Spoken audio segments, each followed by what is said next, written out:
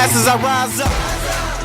Coming up tonight on Football Tonight, it's the battle of the unbeatens, battle of the Buchanans. Number 2 Mid Buchanan hosting number 5 East Buchanan. Can the Dragons make it 6 straight against their rivals, or can East Buchanan turn the tide? Also, Lafayette back at home taking on Cameron in Midland Empire Conference play. Can the Irish grab another win? And a battle of top 5 teams in 8-man football. Stanberry, the number 1 team in the state, hosting North Shelby. All of this and much more to come on Football Tonight.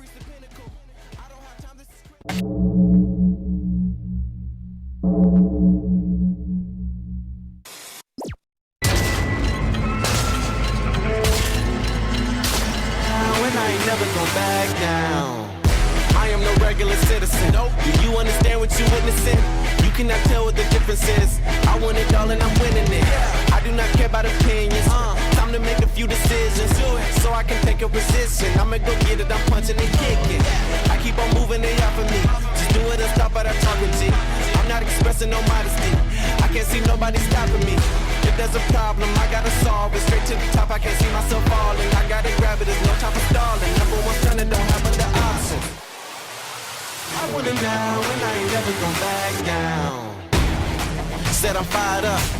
I'm sorry your time's up. I see the top and I climb up. Came from the ashes, I rise up. Rise up, I want it now, I gotta rise up. I want it now, I gotta rise up. I want it now, I gotta rise up. I want it now, I gotta Welcome into Football Tonight. I'm Chris Roush. That's Mitchell Ribberall. Week number 7 of Football Tonight. Action's heating up. Yes, it is. There are some great games tonight, especially the one where I was at first, East Buchanan and Mid Buchanan. And before we get into that game, I think we should visit the history of these two rivals. Number 2 team in the state for a reason. Even when these kids are in youth sports and things, they're always playing together and playing against each other, so they've known each other for years. It was fun being able to go out there and play in front of a whole bunch of fans that are going to come out. I had 2 older brothers that played here at East Buck, and the big game was always Mid Buck versus East Buck, and everybody was pumped up and ready to go. We do put some stock in it, but we know that this isn't the end-all be-all, but we definitely are trying our best, and we definitely want to perform for our community. It's going to be a big game, big atmosphere. Our kids are going to have to do a good job of paying attention to detail and doing things we need them to do. Ready to play in this game. I think the whole community, I'm sure Mid Buck's the same over there. We're just all ready to go. We've been very fortunate to play in some big games, so hopefully our kids aren't overwhelmed by the situation and just go out and have fun and play.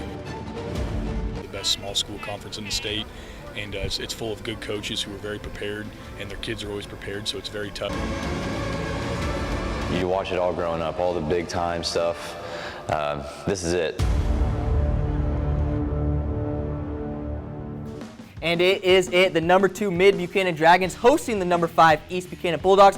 Atmosphere was insane. Shout out to all the fans that showed up from both sides. But Dragons, Rollins Brandt drops back, throws to the back of the end zone, and Caden Bailey comes down with it. PAT missed, but Dragons lead 6-0. Next possession, Rollins Brandt rolls right, keeps it himself, increases the Mid-Buck lead 13-0. But here come the Bulldogs. Trevor Klein gets handoff, powers his way into the end zone. This one gets a little closer. Then East Buck again. Connor Mustard drops back, finds Luke Webb in the end zone, and the Bulldogs go up 14-13. Halftime, Bulldogs lead by 1. Trickery now for East Buck. Trevor Klein pitches to Crew Conaway, and he throws in the end zone, and Mustard is there for the catch and a Bulldogs touchdown. Now, Mid-Buck, Blake Hunter taking the snap, keeps himself, breaks it out. He gets a score. Dragons get the 2-point and tie it up. Now Bulldogs, Connor Mustard gets pressure. He rolls right, he throws. Cage Burns is there, picks it off, and goes for 6 for the Dragons. Dragons lead 28-21, and Mid Buchanan holds off to win this one 28-21.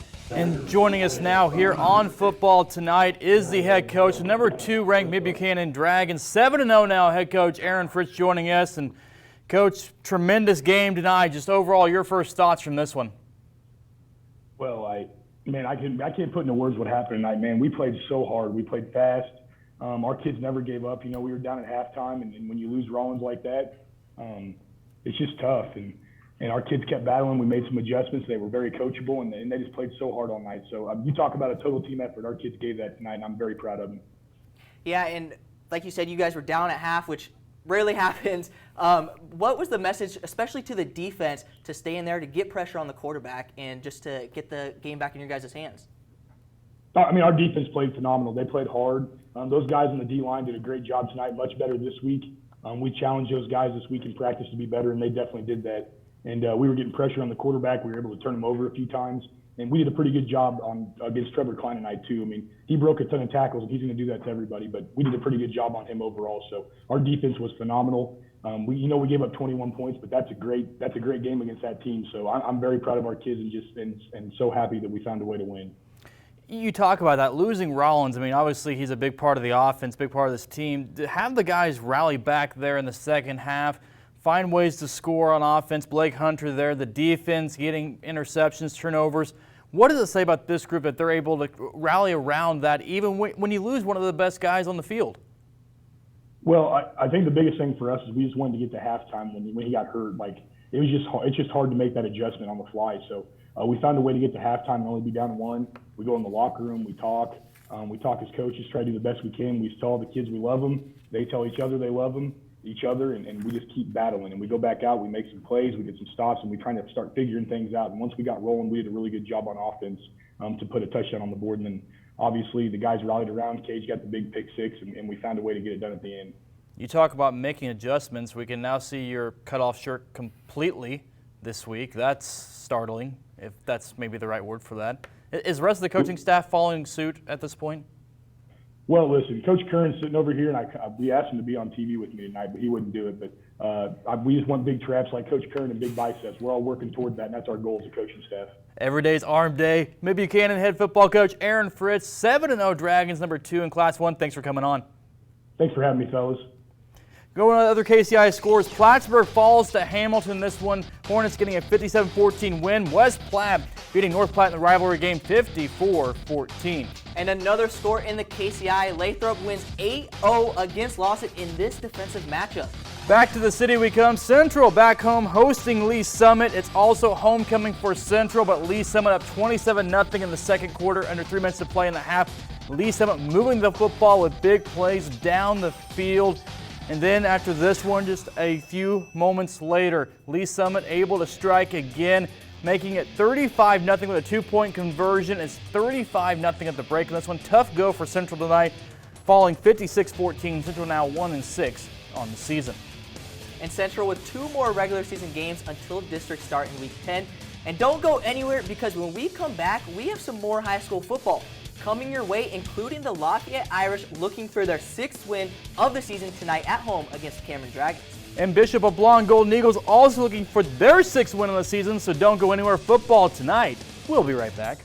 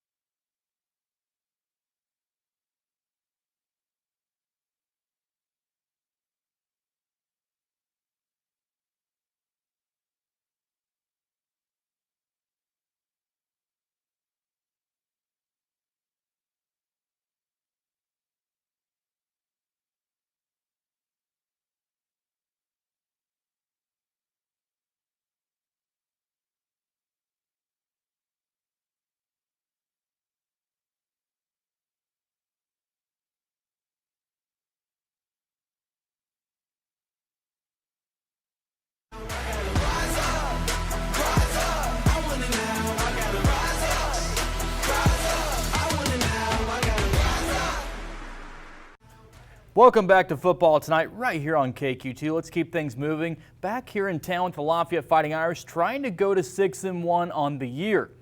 Homecoming up on the north side, and Jackson Compton getting the start at QB. Sophomore filling in for Jaron Saunders, taking on Cameron.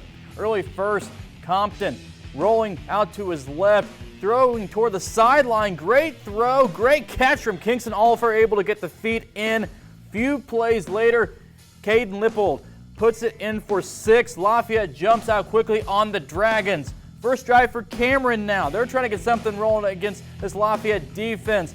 Alec Lesenby throwing back across his body, and it's picked off. Hayden McCrary with the INT. Lafayette can't turn it into points though. Later in the first, Compton, Lafayette sophomore, trying to make a play, but his pass down the field picked off. The Dragons intercept it, return it with excellent field position, and in the ensuing drive, Dragons strike. This one tied up at 7, all after 1 quarter of play. And this one, Dragons getting the touchdown to tie it up. But Lafayette able to create some separation in the second and in the second half as well. The Irish improved to 6-1 this season, winning 32-10. We head down to the south side where Benton is hosting St. Pius. Second quarter, St. Pius, a handoff to Robbie Sharp. He cuts outside of Benton's defense, cuts back in, gets across the goal line for 6. St. Pius leads 34-0. But Benton on the kickoff return a little bit later, Landon Stallworth trying to get the game closer, takes us up the middle, cuts to the side, uses his speed to get past the Warriors for the 82-yard touchdown. But Benton falls to St. Pius in this one, 48-7. Up at the Hound Pound in Maryville Lincoln Prep Spoof Hound strike first, and this one Connor Drake keeps it himself, walks into the end zone for 6. PAT good, 7-0 Maryville. Hounds up 14-0 in the first half, but Lincoln Prep gets a couple scores to tie up at 14 to go into the break. This one a battle down to the wire in Maryville. Really good one tonight. Blue Tigers winning on a field goal as time expired. Lincoln Prep wins 27-26. Up to Savannah now. They host the Chillicothe Hornets today. And into the second half, Hornets lead 13-0. Zayden in at quarterback looking for the quick pass. It's tipped in the air, but Dayton Howard is able to come down with it for an 8-yard gain. Savannah forced a punt. Gage Leamer dropping back. He throws it deep, but Savannah's Lincoln Lefebvre extended one hand, and it's picked off. Savannah's crowd fired up with that play. Next play, Zemer in the pocket again, but he throws an interception of his own. Javon Kill takes it into the end zone, but flags are thrown, and the touchdown is called back. Hornets still with the ball. Leamer pitches to Corden Rodenberg, lowering his shoulder into the end zone. Extra point is blocked. Hornets lead 19-0, and the Hornets actually take this one 19-13. Now some GRC scores. Trenton beats Maysville 34-8, and South Harrison falls to Milan 28-7. And Gallatin gets a win over Putnam County 38-6. Polo wins 41-18 over Princeton. Plenty more 8-man football coming your way. We've got a lot to get into in the Stanberry Bulldogs, the top team in 8-man football, hosting North Shelby in a battle of top 5 teams. Highlights coming up next on Football Tonight. And the Bishop of Blanc Golden Eagles on the road visiting Nottoway Valley. Highlights coming up right after the break on Football Tonight.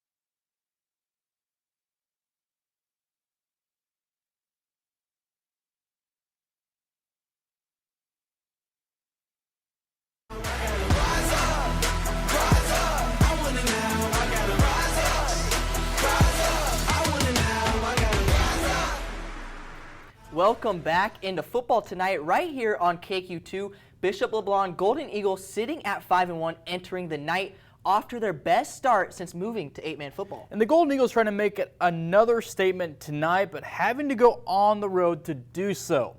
Up in Graham we go, visiting Nottoway Valley, the West Nottoway Holt Co-op. The Thunder with the ball first, quick handoff to the right. Reggie Love breaking through, getting the tackle there, dragging back his opponent to the ground with the help of Julio Gann to force the punt for the home team. Landon Gardner back for the Golden Eagles, rolls to his right, looking downfield, launches it to the wrong team. Gann unable to grab it. Thunder get the ball back. Game still tied at 0. Great play here by the home team. Fake handoff. Even fooled the cameraman for a second, but Nottoway Valley taking it all the way down the sideline, finding the end zone to get the first points on the board. Thunder up 8-0 at the end of the first quarter with the 2-point conversion. Bishop LeBlond fighting though, trying to get their 6th win of the year. Ball back in the hands of Gardner. He's an athlete.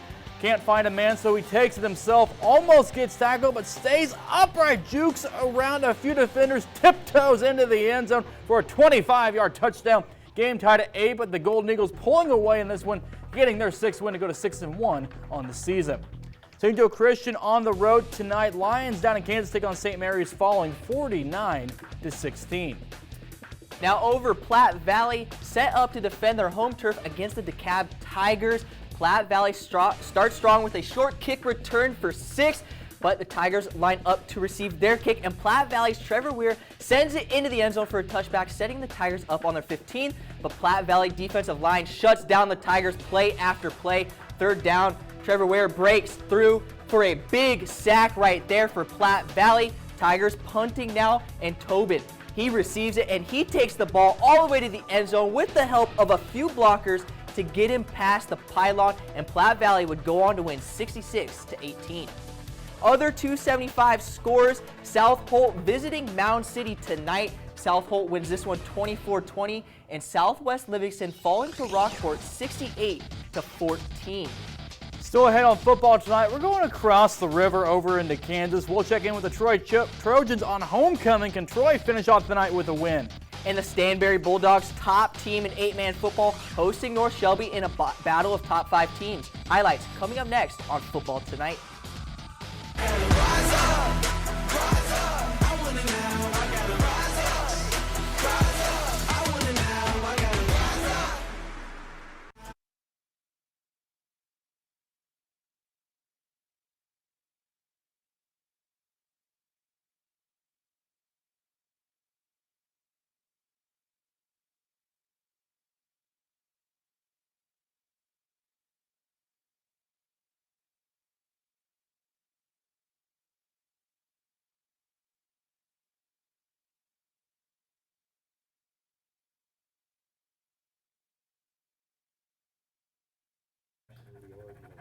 I just texted him. You've got Nosferatu, and then you've got Strigolici, which is basically where vampirism originated.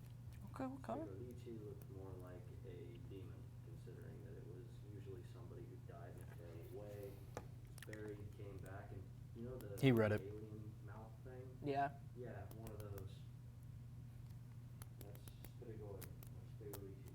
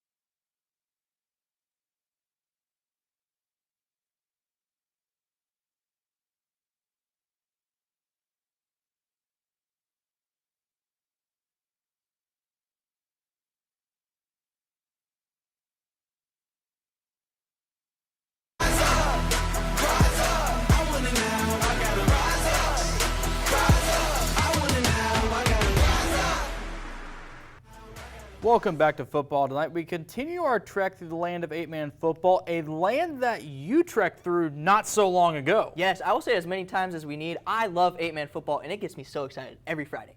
And it's not a Friday without checking in with the top 8-man team in the state, the Stanberry Bulldogs, a top 5 showdown. Number 5, North Shelby, traveling to number 1, Stanberry. We'll pick up in the action second quarter. Both teams playing well defensively. Noah Greenwell, Luke Schwank make the tackle for the Raiders to force a turnover on downs.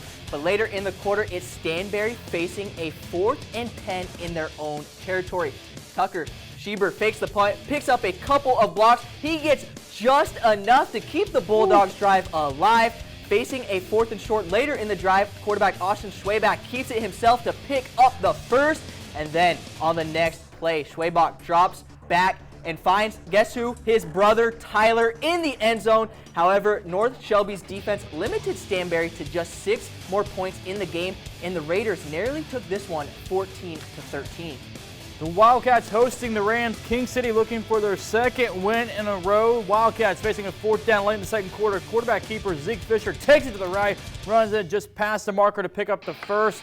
And then Brody Tunks gets the handoff the next play for a nice gain up the middle.